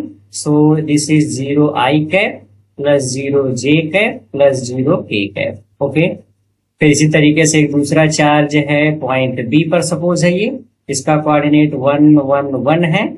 इसका पोजीशन वेक्टर निकालेंगे तो R2 equals i cap 1i cap plus 1j cap plus 1k cap, ये मिल जाएगा। ए पर जो चार्ज है वो है √3 × 10⁻⁻19 कूलम। बी पर जो है वह -10⁻⁻6 कूलम। अच्छा, vector form of Coulomb's law में ये भी बताया गया कि इसको हम विथ साइन लिखते हैं। सबसे पहले हम दोनों चार्ज के बीच की डिस्टेंस फाइंड कर ले, which is R21। R21 equals R2 minus R1। So R21 में R2 ये है, इसमें से R1 घटा देंगे तो सब 0, इधर ये है घटा देंगे तो ये मिलेगा i cap plus j cap plus k cap. Okay, so this is i cap plus j cap plus k cap, इतना हो गया। अब यहां से आप क्या करो कि इसका सबसे पहले मैग्नीट्यूड फाइंड करो। तो magnitude of R21 is equals, इसका मैग्नीट्यूड कितना होगा, √1 का स्क्वायर प्लस √1 का स्क्वायर प्लस √1 का स्क्वायर, दैट मीन्स √3। तो ये हो जाएगा मैग्नीट्यूड ऑफ R21 इक्वल्स √3। कितना मिल गया? तो एक तो डिस्टेंस की वैल्यू इतनी आ गई, दूसरी चीज R कैप 21 फाइंड करेंगे। R cap 21 equals vector R21 divide by mod of vector R21, इतना। सो दिस इज R वेक्टर में R21 की वैल्यू किसके बराबर है, i cap plus j cap plus k cap divide by magnitude कितना है इसका, √3, इतना आ गया। देखो R21 की वैल्यू हमको मिल गई, R कैप 21 की वैल्यू इसके बराबर है, R21 की वैल्यू इसके बराबर है। अब सारी चीजें फाइंड आउट हो गई हैं। अब हमको फोर्स निकालना है। तो फोर्स निकालने का तरीका क्या है बच्चा, तो फोर्स हम लोग फाइंड करते हैं F21 vector form equals K Q1 Q2 upon R21 magnitude का स्क्वायर इनटू R कैप 21। सबकी वैल्यू पुटअप कर लो। K की वैल्यू 9 × 10⁻9 इंटू Q1 कितना है, √3 × 10⁻⁻19 इंटू Q2 कितना है, -10⁻⁻6। देखो वेक्टर फॉर्म लिख रहे हैं तो विथ साइन लिखेंगे, divide by magnitude of R21 का मैग्नीट्यूड कितना, √3, उसका स्क्वायर कर दोगे तो 3, फिर इनटू R कैप 21 की वैल्यू किसके बराबर है, i cap plus j cap plus k cap और डिवाइड बाय √3। तो √3 से √3 कैंसिल हो गया, 3 से इसको कैंसिल कर दोगे, 3 3 = 9। सो F21 इज इक्वल्स किसके बराबर मिलेगा, ये हो जाएगा माइनस, पहले कर लो तो -3 इंटू 10⁻, ये घात घटाओगे तो -10 और -6 दैट इज -16, और ये मिलेगा I cap plus J cap plus K cap, कितने newton. This is the force. ये तो जब भी दो चार्ज, इसमें कहा दो चार्ज, इनकी स्थितियां ये हैं, ये कितने पोजीशन पे, कितने पोजीशन पे है, बताओ कि पहला चार्ज दूसरे पर कितना फोर्स लगाएगा। फोर्स ऑन सेकंड चार्ज, दूसरे वाले चार्ज पर लगने वाला फोर्स ज्ञात करना है वेक्टर फॉर्म में। तो दूसरे वाले चार्ज पर लगने वाले फोर्स का फार्मूला ये होता है, वेक्टर F21 इक्वल्स के Q1Q2 बाई R21 का स्क्वायर इंटू R कैप 21। तो हमने R21 फाइंड कर लिया है, R कैप 21 फाइंड कर लिया, सबकी वैल्यू इसमें पुटअप करके सॉल्व कर लेंगे, तो ये इसका आंसर है। इस तरीके से इस क्वेश्चन को सॉल्व। ओके, चलते हैं अगले क्वेश्चन पे, लेते हैं क्वेश्चन नंबर 2, देखते हैं क्वेश्चन नंबर 2 क्या है। क्वेश्चन नंबर 2 में क्या चीज दिया है बच्चों, क्वेश्चन नंबर 2 में दिया है a charge particle Q1 is at position इतना, the electrostatic force on another charge particle Q2 at this. तो इसमें हमको दो चार्ज दिए गए और दोनों की पोजीशन दी गई है। एक चार्ज है, इसकी पोजीशन मान लो ए पर है, कितना है 2, -1, 3, इस पर चार्ज है Q1। ओके, इस चार्ज का हम पोजीशन वेक्टर लिखेंगे R1, तो कैसे लिखेंगे 2I cap -1J cap plus 3K cap. Okay, एक दूसरा चार्ज है, यहाँ पे सपोज B पर रखा गया है Q2, इसका साइन प्लस में है और इसकी पोजीशन है 0, 0, 0। सो इसका पोजीशन वेक्टर लिखेंगे तो R2 इक्वल्स कितना होगा 0I cap plus 0J cap plus 0K cap. Okay, तो इन दोनों के बीच की डिस्टेंस R21 अगर हम फाइंड करें तो R21 कैसे निकालते हैं, R2 माइनस R1। सो R2 की वैल्यू सब 0 है, तो आगे माइनस लगा करके इसे गुणा कर देंगे, तो माइनस लगा गुणा करेंगे तो -2I cap plus J cap -3K cap. इसको आप ऐसे लिख सकते हो, J कैप पहले कर लो -2I कैप -3K कैप, ऐसे। तो ये हो जाएगा किसकी वैल्यू R21, तो R21 की वैल्यू हो गई इतनी सी, ठीक है। ओके, अब यहाँ पे हम देखते हैं कि मैग्नीट्यूड इसका कितना होगा। तो मैग्नीट्यूड अगर हम R21 का परिमाण निकालते हैं तो ये होता है √AX² plus AY² plus AZ²। तो एक्स आई कैप का गुणा कितना है -2 का स्क्वायर 4, फिर J कैप का गुणांक 1 का स्क्वायर 1, फिर K कैप का -3 इसका स्क्वायर 9, 9 1 10 4 14, मतलब ये मिलेगा √14। ओके, ये हो गया। अब अगर हम यहाँ से R कैप की वैल्यू फाइंड करें तो R कैप 21 किसके बराबर होता है, vector R21 divide by mod of vector R21, कितना होता है R21 की डायरेक्शन। पहले तो ये वेक्टर फॉर्म इसका कितना है, वेक्टर में कितना आया है J cap -2I cap -3K cap. Okay, divide by magnitude इसका कितना आया है √14। अब हम फोर्स निकालते हैं, तो फोर्स निकालेंगे कैसे, F21 इक्वल्स फार्मूला क्या है KQ1 Q2 divide by R², R यहाँ पे 2 से 1 की तरफ का square into R cap 21। Okay, so let us put up the value, K की value 1/4 pi epsilon naught into Q1 Q2 divide by इसका स्क्वायर करोगे तो √14, इसका मैग्नीट्यूड कितना है √14, इसका स्क्वायर 14 केवल हो जाएगा। और R कैप वाले की वैल्यू लिखोगे तो J cap -2I cap -3K cap divide by √14। 14 का 4 में गुणा करो, करड़ी में 4 का, तो 1/14 चौका 56, करड़ी में 14, बचा क्या है पाई एप्सिलॉन नॉट इंटू ऊपर बचा है Q1 Q2 और कितना हो गया, और फिर /1 कर सकते हैं, और ये हो जाएगा J cap -2I cap -3K cap. Okay, so this is equals Q1 Q2 divide by 56 √14 pi epsilon naught into J cap -2I cap -3K cap. ये हो जाएगा सेकंड वाले पार्टिकल पे लगने वाला फोर्स वेक्टर फॉर्म। तो इस तरीके से वेक्टर फॉर्म में फोर्स कैलकुलेट करते हैं। तो कौन सा ऑप्शन सही होगा, पहले वाले में 56 है लेकिन 13 नहीं है, इसलिए ये गलत हो गया। दूसरे वाले में 56 है, √2 है, लेकिन यहाँ 2i कैप और प्लस के साथ है तो गलत है। यहाँ पे ना आप दिस तो हो नहीं सकता। Q1 Q2 बाई ये वाला ऑप्शन हमको सही दिख रहा है, तो option number 3 is the correct option. तो तीसरा वाला इसमें सही जवाब होगा। ओके, तो इस तरीके से इस क्वेश्चन को सॉल्व करना था। देखो थ्योरी क्लास में जिसने खूब बढ़िया से समझ लिया इस टॉपिक को, उसके लिए सवाल एकदम सब एक के पैटर्न पे लगभग करते हैं और बहुत आसान सवाल है। इसका सब स्टेप क्लियर है। पहले पोजीशन वेक्टर फाइंड करो, R21 निकालो, R21 का मैग्नीट्यूड निकालो, R कैप की वैल्यू निकालो, बस सीधे सीधे फार्मूले में वैल्यू पुटअप कर दो, सरल कर दो तो फोर्स मिल जाएगा। ओके, चलते हैं अगले क्वेश्चन पे, लेते हैं question number 3। Let's see question number 3 क्या है। क्वेश्चन नंबर 3 है 2 charges of each 1 microcoulomb at P का पोजीशन वेक्टर इतना है, एंड Q का पोजीशन वेक्टर इतना है, then the force between them is. Okay, तो पोजीशन वेक्टर हमको दिया गया है। देखो R1 हमको दिया गया है कितना है, 2i cap plus 3j cap plus k cap. Okay, R2 हमको दिया गया है कितना है, i cap plus j cap minus k cap. Let us find R21 equals R2 minus R1। So this is R2 की value i cap plus j cap minus k cap, इसमें से घटा दोगे कितना, 2i cap plus 3j cap plus k cap. अगर घटाते हैं तो this will minus i cap minus 2j cap and minus 2k cap. This is R21।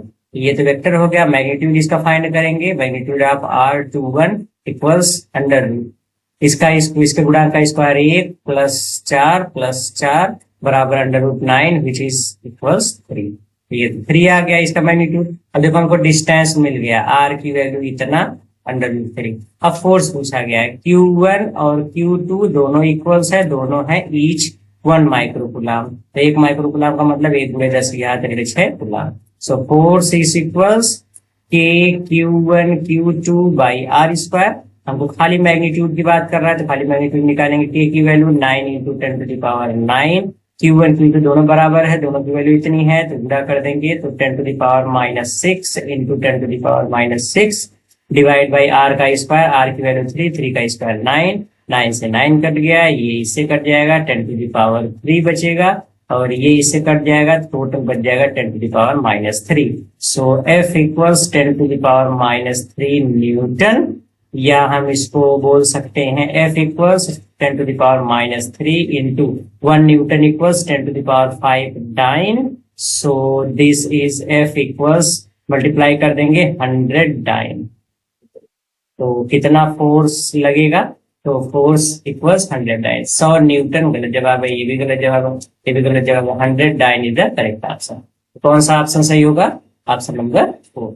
इस तरीके से इस क्वेश्चन को लगाना था। देखो क्वेश्चन पहले, जब तक क्वेश्चन नहीं समझेंगे तब तक ये नहीं समझ में आ रहा है। देखा 2 चार्जेस ऑफ ईच 1 माइक्रोकूलम, 2 आवेश है, दोनों के मान 1 माइक्रोकूलम है, दोनों की स्थितियां, इसका P का पोजीशन वेक्टर ये है, Q का पोजीशन वेक्टर ये है। आगे इन दोनों आवेशों के बीच लगने वाला फोर्स कितना होगा, तो फोर्स निकालने के लिए हमको डिस्टेंस चाहिए, तो पोजीशन वेक्टर दिया है, तो पोजीशन वेक्टर से सबसे पहले हम डिस्टेंस फाइंड आउट करते हैं। ये डिस्टेंस फाइंड आउट करने का तरीका है, डिस्टेंस फाइंड आउट हो गया तो फोर्स निकाल लो। फोर्स का फार्मूला Q1 मैग्नीट्यूड की बात कर रहा है, वेक्टर फार्मूला नहीं तो मैग्नीट्यूड वाला फार्मूला लगाओ, पिकअप कर दो, आंसर मिल जाएगा। ओके, अगले क्वेश्चन पे चलते हैं, लेते हैं क्वेश्चन नंबर 4 में क्या चीज कहा गया है। क्वेश्चन नंबर 4 में कहा गया 3 charges each Q are placed at the corners of an equilateral triangle, find out the resultant force of any charge due to other 2। ये तो केस भी अभी बताया गया है थ्योरी वाले क्लास में, बड़े आसान है। एक ये समबाहु त्रिभुज है, इसकी भुजाएं मान लो ए के बराबर है, यहाँ पे तीनों पर सेम चार्ज रखे गए हैं, तीनों पे चार्ज है Q। सपोज ये पॉइंट A है, ये B है, ये C है, तो किन्हीं 2 चार्ज के कारण एक पर लगने वाला जो फोर्स होता है F नेट, ये किसके बराबर होता है बच्चों, F√3। क्या भी पढ़े थे ने थ्योरी क्लास में, तो उसी से लिया गया है। इसमें कितना फोर्स लगता है, F√3, यही इसका आंसर है। तो इतना फोर्स लगता है। कैलकुलेशन आप वहां पे जाकर के देख सकते हैं, अभी अभी बताया गया था। ओके, चलते हैं अगले क्वेश्चन पे, लेते हैं क्वेश्चन नंबर 5। देखते हैं क्वेश्चन नंबर 5 में क्या है। क्वेश्चन नंबर 5 है बच्चों, 3 charges Q1, Q2, Q3 each equal to Q placed at the vertex of an equilateral triangle of side L. Okay. What will be the force on a charge Q placed at the centroid of the triangle? इसमें option में थोड़ा सा screen है, let us check once. Question number 5 और 6 का answer option शायद same दिया गया है, पहला दूसरा तीसरा चौथा 7 का, 7 वाले का ऑप्शन और 5 वाले का ऑप्शन सेम टू सेम दे दिया गया है। ये थोड़ा सा मिसप्रिंट हो गया है हमारे ऑपरेटर से। ओके, तो हम इसको थोड़ा सा करेक्ट कर दें। इसमें बच्चों जहां जहां ए है वहीं वहीं आप एल स्क्वायर कर लीजिए, जहां जहां ए है वहां वहां एल स्क्वायर कर लो, और लास्ट वाले ऑप्शन को इसके स्थान पे लिख लो 0, मतलब 0, इतना लास्ट वाले पे लिख लो 0। ओके, ठीक है, क्वेश्चन पे आते हैं। क्वेश्चन में कहा गया है कि एक कोई समबाहु त्रिभुज, ये समबाहु त्रिभुज हो गया। ओके, समबाहु त्रिभुज के जो यहां से वर्टेक्स पे चार्ज रखे गए तीनों सेम, क्यू यहाँ पर भी है, क्यू यहाँ पर भी है, क्यू यहाँ पर भी, Q1, Q2, Q3, देखा 3 charges Q1, Q2, Q3 each equal to Q, मतलब 3 आवेश है Q1, Q2, Q3 और तीनों Q के बराबर, placed as the vertex of an equilateral triangle of side L, L लंबाई की भुजा वाले किसी समबाहु त्रिभुज के कोनों पर, ऐसे कोनों पर शीर्षों पर रखे गए हैं। What will be the force on charge Q, charge Q जो कि यहाँ पे सेंट्रॉइड मतलब इसके बीच में यहाँ पर रखा गया है, इस चार्ज Q पर लगने वाला टोटल फोर्स क्या होगा? तो इस पर लगने वाला टोटल फोर्स आपको फाइंड आउट करना है। तो इसको यहां से मिला दो, इसको यहां से मिला दो, इसको यहां से मिला दो। Let us take this distance is x, तो ये सभी डिस्टेंस सेम होती है, ये भी x हो जाएगा, ये भी x हो जाएगा, ये तो x है, ये है, तो सब बराबर होंगे। अब देखो ये प्लस Q वाला इस प्लस Q वाले को दूर धकेलेगा तो फोर्स इधर लगाएगा, ये है, इसको नीचे की तरफ धकेलेगा तो ये फोर्स है मान लो F1। ओके, Q वाला इस Q को दूर धकेलेगा तो इधर फोर्स लगाएगा, ये मान लो फोर्स है F2। ओके, ये Q वाला इस Q को इधर धकेलेगा, ये फोर्स लगाएगा F3। अब देखो तीनों के डिस्टेंस सेम है, चार्ज सेम है, तो F1, F2, F3 तीनों के मैग्नीट्यूड आपस में इक्वल होंगे, और तीनों किसके बराबर होंगे? K into Q by x square. हमने डिस्टेंस कितना मान लिया है x, तो K Q1 Q2 by are square होता है, Q1 Q2, तो Q1 है स्मॉल q, Q2 है कैपिटल Q बटे x, r के स्थान पे x है तो x स्क्वायर, ये मिल जाएगा इतना फोर्स। अब अगर हम इन दोनों का रिजल्टेंट फाइंड करते हैं कि इस वाले F1 का और इस F2 का, तो देखोगे F2 और F1 का रिजल्टेंट किधर काम करेगा, तो ध्यान से देखो, तो ये आ रहा है F1 फोर्स, F2 इस पे ऐड करना है, तो वेक्टर त्रिभुज नियम से इसको जोड़ो, तो इसके शीर्ष पे इसको बेस मान करके एक वेक्टर इधर बना दो, this is F2, resultant find करना है तो ये इसको मिला दो, इस वाले वेक्टर के इसके इस वाले वेक्टर के टेल को अंतिम सदिश के हेड से या वेक्टर के हेड से मिला दो, तो ये हो जाएगा resultant. This resultant is suppose F dash, तो F डैश की डायरेक्शन देखो इस तरीके से है, ये इस तरीके से, ये इधर। Okay, this is F dash, ये हो गया। खूब अच्छे से सवाल समझते रहो। F1 F2 का रिजल्टेंट हमने त्रिभुज नियम से निकाला, तो ये इस तरीके से निकला है, जो कि इस वाली भुजा के इस वाले फोर्स के अपोजिट डायरेक्शन में। F डैश अगर फाइंड करोगे तो F डैश किसके बराबर होगा? अब देखोगे तो अगर ये समबाहु त्रिभुज है, समबाहु त्रिभुज के तीनों अंतःकोण 60-60 अंश के होते हैं, ये वाली जो शीर्षों से जो कोण, ये जो रेखाएं खींची गई हैं, जैसे ये वाली जो लाइन खींची गई है, ये वाली लाइन इस टोटल कोण को आधे आधे भागों में बांट देगा, तो टोटल अंतःकोण देखोगे तो ये वाला अंतःकोण कितना मिलेगा? 30 अंश, ये भी कितना होगा? 30 अंश, तो ये वाला कोण कितना बचेगा? 120 अंश, ये वाला कितना बचेगा? 120 अंश, तो ये 120 डिग्री मिल जाएगा, 120 अंश। अगर 120 अंश है दो वेक्टर के बीच का एंगल, तो अपने रिजल्टेंट फोर्स कितना होगा? ये हो जाएगा under root F1 square plus F2 square plus 2 F1 F2 cos 120 degree. अब F1 F2 F3 तीनों बराबर है, तीनों की वैल्यू इसके बराबर है, और ये वैल्यू हम मान लेते हैं F के बराबर है, तो F dash is equals under root, ये पूरा सरल करोगे तो F का स्क्वायर प्लस F का स्क्वायर, और ये पूरा cos 120 अंश का मान रख करके सरल करोगे, cos 120 अंश का मान -1/2 2 से 2 कट जाएगा, F1 F2 दोनों बराबर है तो माइनस एफ स्क्वायर होगा, एफ स्क्वायर से एफ स्क्वायर कैंसिल, मतलब एफ डैश और एफ दोनों आपस में इक्वल हो जाएंगे। तो अब देखो एफ डैश जितना इधर लग रहा है अपोजिट डायरेक्शन में फोर्स, ये वाले फोर्स की वैल्यू और ये वाले फोर्स की वैल्यू दोनों एक दूसरे के इक्वल है। तो यहाँ पे हम देख रहे हैं, यहाँ पे हम देख रहे हैं कि जो फोर्स लग रहा है, इस फोर्स को देखोगे, एक फोर्स इस डायरेक्शन में F3 और F डैश इस डायरेक्शन में है, ठीक है। तो F डैश इधर है और इस डायरेक्शन में है F3, दोनों का रिजल्टेंट फाइंड आउट करोगे तो दोनों इक्वल एंड अपोजिट हैं। F डैश का मान F के बराबर है, F3 का मान भी F के बराबर है। तो जब दो वेक्टर इक्वल एंड अपोजिट होते हैं, इनका रिजल्टेंट कितना होता है? 0। नेट फोर्स कितना हो जाएगा? 0। रिजल्टेंट कितना हो जाएगा? 0। तो कौन सा ऑप्शन सही होगा? Option number 4 is the correct answer. थोड़ा सा लॉजिकल है, माइंड पे थोड़ा सा फोर्स डालोगे तो आपको आंसर मिल जाएगा। तो इस तरीके से थोड़ा सा लॉजिकल क्वेश्चन है, आपको सोचना पड़ेगा, तो इस तरीके से लगेगा। ओके, चलते हैं अगले क्वेश्चन पे, लेते हैं क्वेश्चन नंबर 6। आ जाओ, क्वेश्चन नंबर 6 क्या है? क्वेश्चन नंबर 6 क्या है बच्चों? 2 charge of 200 microcoulomb and -200 microcoulomb are placed at the corner B and C of an equilateral triangle ABC of side 0.1 metre. The force on the charge of 5 microcoulomb placed at A is. तो हमसे क्या कहा गया? हमसे ये कहा गया कि कोई समबाहु त्रिभुज है, ये है समबाहु त्रिभुज। समबाहु त्रिभुज में ABC ये इसके बिंदु हैं। यहाँ पे 2 चार्ज रखेंगे, यहाँ पे रखा गया है 200 माइक्रोकूलम, यहाँ पे है -200 माइक्रोकूलम। सबकी भुजाओं की लंबाइयां एक ही हैं। ये है 0.1 मीटर, ठीक है, 0.1 मीटर, 0.1 मीटर, 0.1 मीटर ये है। यहाँ पे चार्ज रखा गया है 5 माइक्रोकूलम। कितना रखा गया? 5 माइक्रोकूलम। तो आपसे कहा गया कि इस A वाले चार्ज पर टोटल कितना फोर्स लगेगा। तो सबसे पहले हम देखें कि इस B वाले के द्वारा A पर जो चार्ज लगाया, ये प्लस है तो प्लस प्लस को दूर धकेलेगा, तो प्लस प्लस को दूर धकेलेगा तो ये वाला फोर्स जाएगा इस डायरेक्शन, ठीक है। वो थोड़ा सा फिगर नीचे बनाना चाहिए था। मैं यहीं से अब इतने बड़ी लाइन से आप समझ लो ये वाला फोर्स कितना है जो इस तरीके से ऊपर की तरफ जा रहा है। ये ऊपर की तरफ जो फोर्स लग रहा है, suppose this is F1। Okay, minus Q वाला चार्ज इस प्लस Q वाले +5 कूलम को इधर अपनी तरफ खींचेगा, तो इसको अपनी तरफ खींचेगा तो ये फोर्स इधर आएगा नीचे की तरफ इस डायरेक्शन में। ये इसकी डायरेक्शन होगी, suppose this is F2। Okay, दोनों के बीच का एंगल देखोगे, देखो किसी भी समबाहु त्रिभुज के प्रत्येक अंतःकोण 60 अंश होते हैं, तो ये वाला कोण कितना हो गया? 60 अंश। एक रेखा का टोटल कोण होता है 180 अंश, यहां से यहां तक 180 हो गया, ये 60 है तो ये कितना बचेगा? ये बचेगा 120 अंश।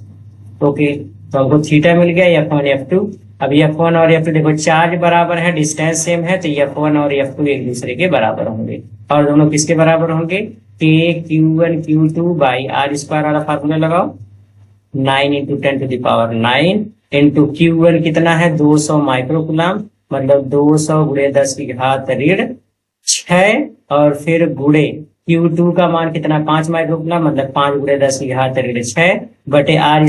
R का मान 0.1 मीटर, उसका स्क्वायर 10⁻²। तो वो पूरा सरल करेंगे, ये इससे कटेगा 10⁻4 होगा, 10⁻4 10⁻6 इससे कटेगा 10⁻1 होगा, 10⁻1 से एक 0 कट जाएगा, 20 25 100, 100 का गुणा 9 में कर दोगे तो आ जाएगा 900 न्यूटन। F1 F2 दोनों किसके बराबर होंगे? 900 न्यूटन। रिजल्टेंट निकालना है तो F नेट निकाल लो। F net equals √ F1² plus F2² और फिर +2 F1 F2 cos कोण कितना है दोनों के बीच का? 120 अंश। और cos 120 अंश का -1/2 मान होता है, तो ये हो जाएगा F1² मतलब 900 का स्क्वायर, फिर प्लस 900 का स्क्वायर, फिर इसके बाद माइनस F1 F2, F1 का मान 900, F2 का मान 900, तो ये हो जाएगा 900 का स्क्वायर। cos 120 अंश -1/2 होता है, 2 से 2 कटेगा, माइनस आगे आ जाएगा, ये इससे कट जाएगा, 900 स्क्वायर का वर्गमूल 900 न्यूटन। तो नेट फोर्स कितना काम करेगा? नेट फोर्स हो जाएगा 900 न्यूटन। तो कौन सा ऑप्शन सही होगा? Option number 4 is the correct.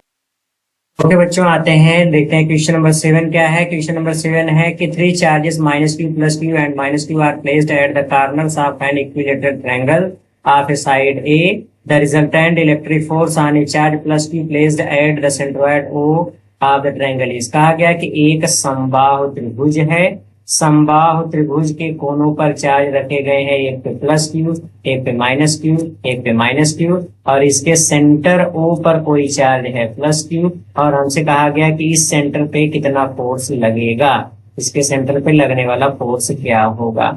तो देखो, फोर्स का मैग्नीट्यूड, अगर ये वाली भुजा की लेंथ x है तो तीनों की लेंथ x ही होगी। और इसका तो ट्रिक हमको पता है कि अगर तीन चार्ज हैं किसी समबाहु त्रिभुज के कोनों पर, एक इक्विलेटरल ट्रायंगल के वर्टेक्स पे 3 चार्ज हैं, तीनों के मैग्नीट्यूड सेम है, लेकिन दो के नेचर भी सेम हो, दोनों सेम नेचर के हो, और एक इसका अपोजिट नेचर का हो, मतलब एक दो माइनस माइनस एक प्लस प्लस हो। इसके सेंटर पे जो टोटल फोर्स होता है इस चार्ज पर, वो फोर्स किसके बराबर होता है? नेट फोर्स की वैल्यू हमको पता है किसके बराबर होता है, 2F के। तो यहाँ से F की वैल्यू फाइंड आउट कर लो। F किसके बराबर होगा? K Q1 Q2 by R square. Q1 Q2 तो Q गुणे Q मतलब Q स्क्वायर बटे डिस्टेंस X, तो X स्क्वायर कर दो।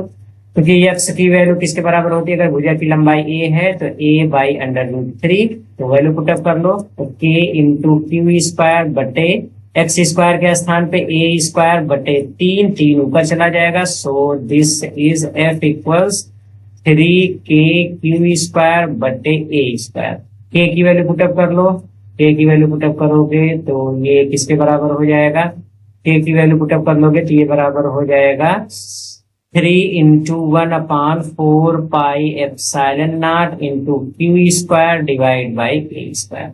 अब देखो, ये तो F की वैल्यू मिल गई, इसलिए F नेट कितना होगा? तो इसलिए F नेट निकालोगे तो 2 से गुणा कर दो, 2 इंटू, अब कितना आया है F का मान? 3Q स्क्वायर अपान में 4 pi epsilon naught into A square. तो 2 से ये 4 कैंसिल हो जाएगा, 2 which is equals to 3Q square divide by 2 pi epsilon naught into A square. So this is F net 3Q square by 2 pi epsilon naught into A square. तो कौन सा option सही होगा? Option number 4 is the correct option. तो इस तरीके से questions को सॉल्व करना था। आज का जो वीडियो था उसमें न्यूमेरिकल से ज्यादा इंपॉर्टेंट इसकी थ्योरी क्लास है। जितने अच्छे से समझेंगे उतने आसानी से ये वाला क्वेश्चन आप सॉल्व कर पाओगे। जितने अच्छे से उसको समझ लेंगे उतने अच्छे से ये पूरा क्वेश्चन आप सॉल्व कर पाओगे। ओके, तो इस तरीके से इसको सॉल्व करना था। ओके, आज के इस लेक्चर में इतना ही। मिलते हैं नेक्स्ट क्लास में, तब तक के लिए करते रहिए, मेहनत करते रहिए। All the very very very best.